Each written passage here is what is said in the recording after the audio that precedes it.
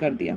तो ओके करना आपको नहीं भूलना है, ओके आपको करना पड़ेगा। उसी तरीके से फिर आप जो है अपने फ्रिज की सेटिंग में आके ओके करेंगे। अब यहाँ से आप अपने फ्रिज का टेम्परेचर चेंज करेंगे। आपको जितने डिग्री पे भी फ्रिज रखना है, आप बहुत आसानी से यहाँ पे इस तरीके से अपनी सेटिंग को चेंज करके फ्रिज की सेटिंग चेंज कर सकते हैं।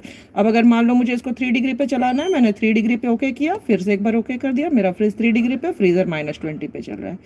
उसके बाद फिर नेक्स्ट आ जाएंगे यहाँ से हम फ्लेक्स जोन, फिर ओके किया, फ्लेक्स जोन का मोड जो भी मुझे चेंज करना है उसको मैंने सेलेक्ट किया, ओके किया, फिर से ओके किया, ये मेरे फ्लेक्स जोन की सेटिंग हो गई।